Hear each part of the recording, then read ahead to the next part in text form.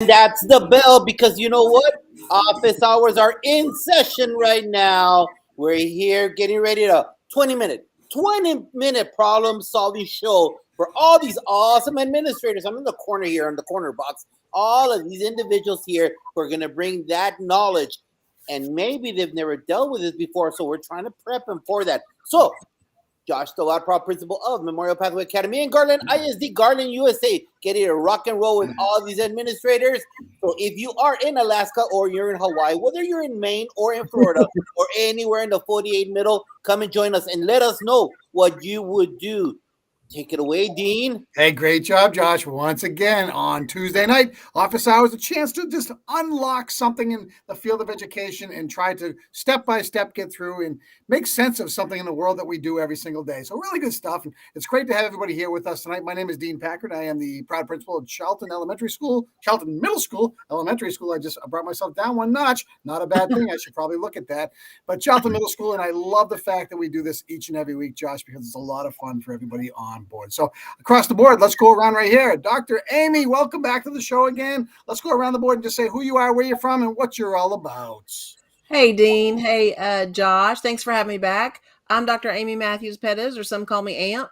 I am the Director of Special Programs in Robinson ISD, where Rockets never quit. Go Rockets, go Rockets, go Rockets. It's my 30th year in public education, most of which have been in special education. That's where my heart and passion are, in special education, communication, empowerment, and leadership. Glad to be here tonight. Great to have you back again, once again. So great stuff right there. TR, you're up. Hey, everybody. I'm TR Rajan, proud principal of Woods Road Elementary School in Hillsborough, New Jersey.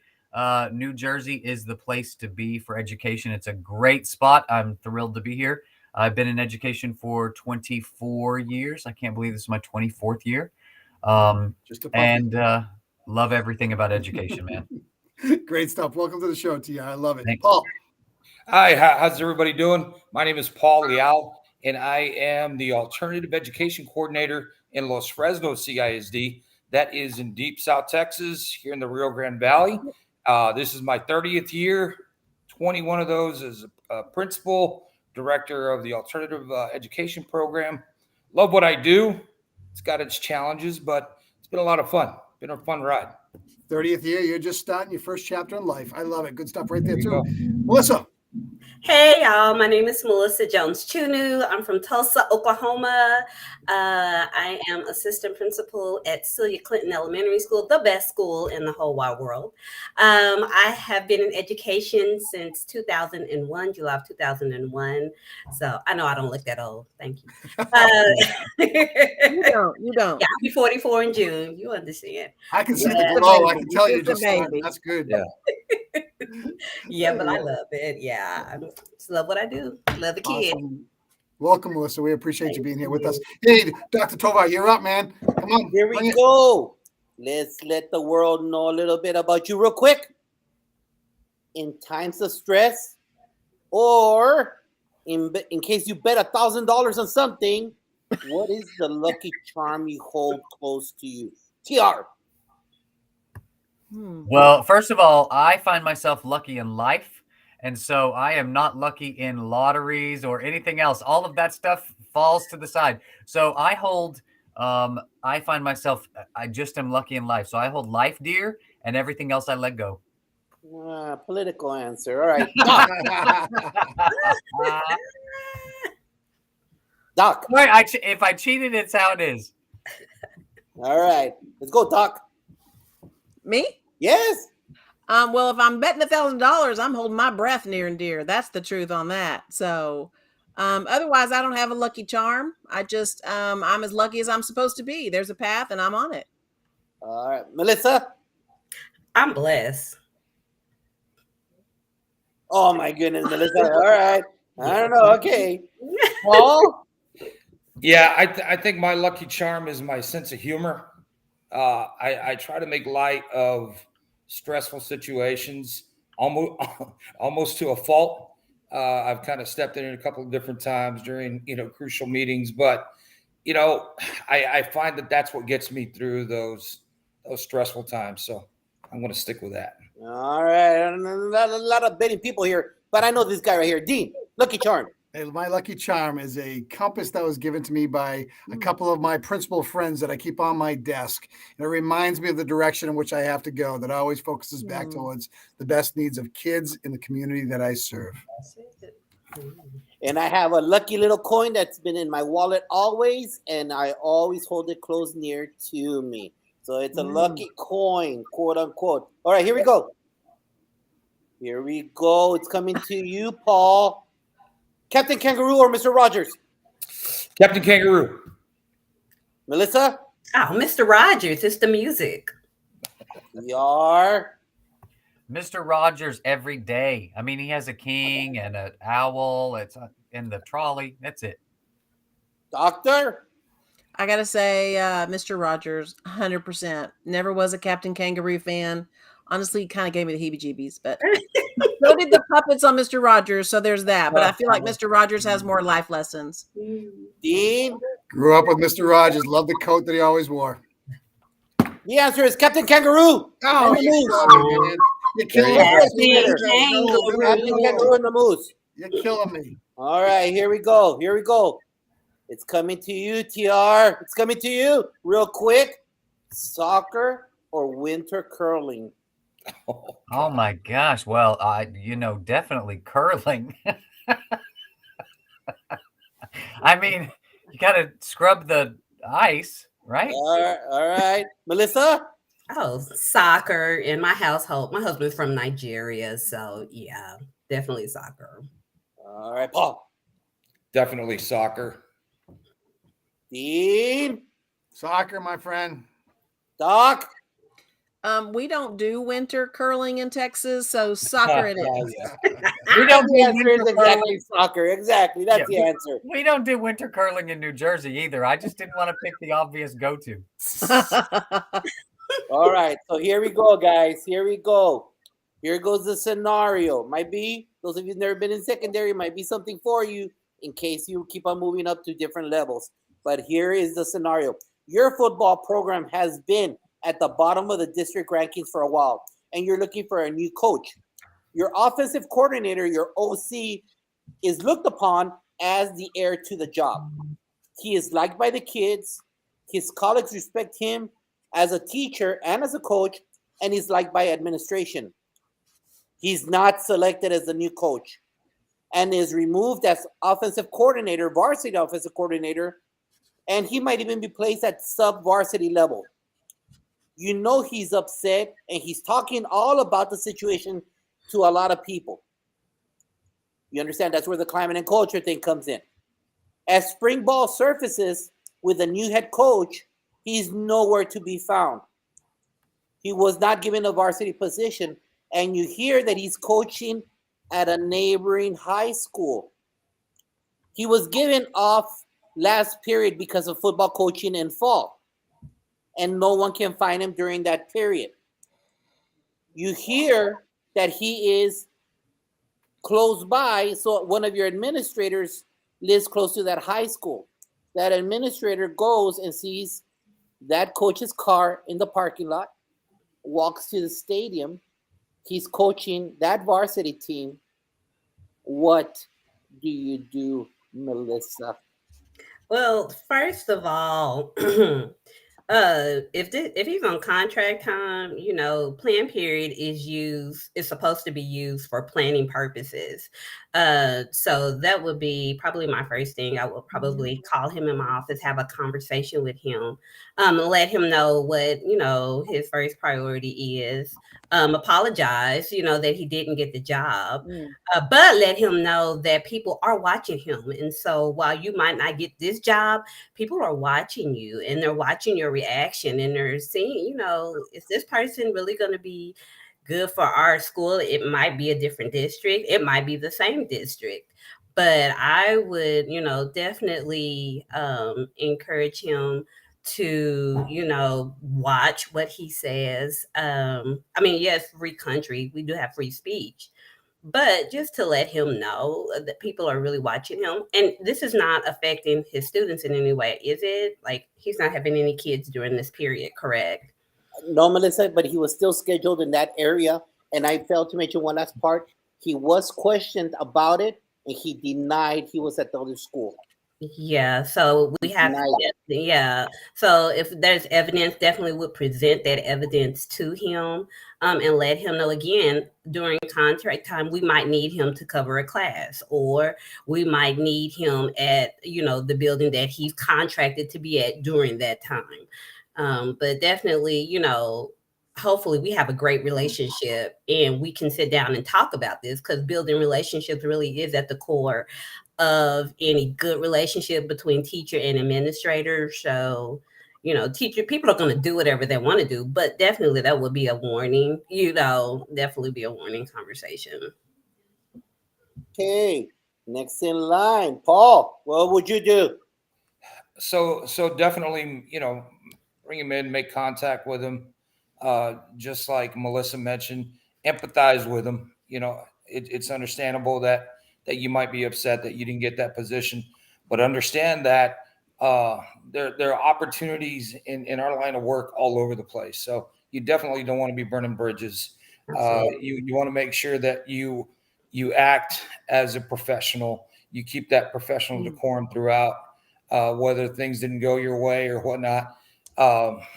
Your current employer still needs to serve as a reference for you moving forward. So the best thing for that individual to do is to make sure he follows procedures, protocols. If he's got duties and things that are needed to take care of there at the campus, then he needs to follow through with that. Now, there are other situations to where some coaches have been allowed to leave, during that kind of transition time. So that might be another option that you may want to go to HR with to see if that would be an option, a viable option for this particular coach that is obviously working toward getting on another staff at that particular time. Dean Packard. This is a great question because I served as a head coach for 12 years, coaching boys varsity basketball at high school. I also served as an assistant athletic director. I've sat in on many types of conversations with coaches. First and foremost, though, most coaching positions are yearly stipend positions, which you are not owed anything at the end of it. You're owed an evaluation to ensure that you are either connecting with the kids and heading in the direction that the school wants you to go or not. Jobs come and go. And I love that you said that earlier, Paul and Melissa. And at the end of the day, there are times you're not going to get what you want, but you are contracted to be in that building. Leaving and going somewhere else without permission is insubordinate at the very least. And it will be a direct conversation, and it will be something that will be taken care of behind closed doors. You just can't do that. It's unprofessional. It's unethical. It's not something that we would preach or allow to happen at any point in time. Now, I get that, the one thing in coaching and sports that I've always said, it's like the only autocratic thing that ever happens in public education. You hire a coach, you got to believe in the coach, you got to stand by the coach and ensure that the coach does what's best for kids. And it's not a total voice thing. So I get it. And I get how hard it is to land those jobs. But in the end, there are a lot of moving parts right here and a lot of things that this individual should be able to understand, especially if he's at a young age in his career, because he can't be burning those bridges, Paul. You're absolutely correct when you say that, because it's a long journey in education, and the word gets out about how you conduct yourself on many different levels. Absolutely. TR. Yeah, so I think that all of these points about the professional duties and responsibilities are really key. And I think having that conversation, that difficult conversation about where he is during that period of time. And I also think that Paul has a good point about if it's a school within the district, there may be an opportunity to work out some kind of scenario there where he is having some duty time there. But aside from that, there's a reason he's respected in the building. And I would really rely on, his duty as a coach and the role model status that he has with that. And I would want to leverage that in my conversation with him about how he wants kids to be on the field and how he's modeling that for his students and what he's modeling for them when he tells an untruth about where he's going in the day, how he would react if this was happening for his players, what would be happening for his students in class. All of these are conversations I would have with him to really lay on the responsibility that he has as a leader in our building and a leader of a team. And maybe that's the reason he didn't get the gig in the first place. All right. Nice. Dr. Amy. And maybe that's the reason they had low rankings, because he was the OC. Not that I know what that means, because I don't do sports. But Boom! Drop the mic. yeah. So y'all are all so nice and professional. I would be inclined to go to the campus and see him on the field myself, and let him see him on the field. And it wouldn't be confrontational. It would just be a visit. And if he came to me and had some questions, then I would say, let's talk about this behind closed doors or whatever. But I would want to see it for myself. I don't like to say he said, she said, you did. So I would want to go to the field myself. And then when we do have that conversation, I'm really big on reflection. So I would ask him some questions. How does this look? Tell me what your ultimate goal is. Let's talk about clarifying what this last duty period is for, because maybe there's some confusion about what you're supposed to do, allowed to do, et cetera, et cetera. So a lot of clarification, a lot of reflections. And then I would ask him, what team is he on? Is he on team him, or is he on team for the district? Because regardless of what school building it is one district, and we need to be on the same team. Absolutely. Exactly. And in a nutshell, so you're all aware, in this situation, this individual lost it all. Because during the investigation, what did he do? He did what? He lied. He lied during the investigation. So out there, educators out there, if there's a middle of an administrative investigation, do not lie, especially when more often than not we got the goods. So make sure you do that. Yeah. So this is the scenario that happened. So any closing thoughts, Paul? No, just like I mentioned earlier, it's unfortunate that these kinds of things happen, but I think we've all, any one of us that have been in this long enough, have seen a very similar situation where the OC or the DC that is very well liked and respected gets passed up for somebody from maybe outside the area. So they don't get that opportunity, and this situation unfortunately occurs more often than we would like or that we think. But again, the key is to remain professional at all times and hold up your end of that professional contract and be responsive to your duties. TR.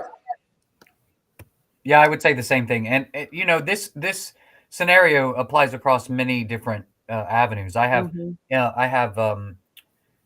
interventionists in my building, right? That teachers are applying for those roles, and people want different roles and different grade levels and different opportunities within the building. And it's a very similar situation across the board. You just have to maintain your level of professionalism and responsibility. And I liked Dr. Amy's point about whose team are you on? That's the conversation I want to have all the time. Whose team are you on? You got to be on our team. That's it. Mm-hmm. You got to be here for the kids. Mm-hmm. Melissa? Yes, all of the points that were made, kudos. That's it. Teamwork makes the dream work, right? Mm-hmm. And we do all have to be on the same team. If not, you got to go. Because when it comes down to it, we have to do what's best for the kids. And if the kids see confusion, they're going to think that's normal, and it's not. Right. So we have to be the model for them. We have to model for them what it looks like to work together as a team. And if you're not on team, whatever district we're in, yeah, you got to go. Dr. Amy? Probably model what you expect of others would be one parting point. And also be honest, be brave enough to be honest. You can use your emotion words and say, I'm mad, I'm frustrated, I'm angry. But be brave enough to be honest. And then last but not least, if you're involved in an investigation and someone's asking you questions, typically they know the answers of the questions they're asking. So honesty pays off. Yeah. Yes. And the sage wise man, Dean Packard. I don't know if I'm a wise man or not, but I'll tell you this. There are a lot of jobs that I didn't get in my career. And I've applied for more, and the higher I go up, the more I don't get those jobs. But it doesn't mean I'm not a good person. It doesn't mean I can't do things right. And it doesn't mean I can't keep my head up, because guess what? Everything happens for a reason. You have a moral obligation to ensure that you stay the course. You need to be good to what you do, and you're going to be honest to the people that you work for. So at the end of the day, guess what? you got to keep plugging, and you can't look backwards. You got to look forward. So again, I would just say it's not always going to be what you want to get in life. You got to be able to dust it off and get back in the game and do the best you can with who you are and what you do. And the only thing I would say to close off the 20 minutes is this. If you didn't get the job, there's other jobs out there. Your street cred will speak for you. You don't need to lie. You don't need to make yourself look bad in front of the kids that love you. Because you know what? If they love you, success will breed success, and you will carry on that tradition of victory and strength and vision to another campus, and they will want you because they know what you bring to the table. So that is office hours. We are closed. But you know what, Dean? We're not done. We're not done. We're We're not not done. done. We're not finished. The flagship show on Sunday. The flagship 7 show. p.m. What time? 7 p.m. 7 p.m. Eastern 7 p.m. Standard we have our Time. guest. Josh, come on. Not 7 on Texas- not Sunday. Texas 7 on time. Sunday. Come on. Tisha Richmond, join us. She's ready to go. She's in London right now, and I'm bugging her, but she's going to be an awesome guest. So join us. If you're watching this on the rebroadcast, you're checking it out, tell us what you would have done. And that closes office hours. Thank you, everybody. Thank you, guys. Bye. Have a great night. Take care of those kids. They all deserve the best you. That's it. Stay on, everybody, for 1 second.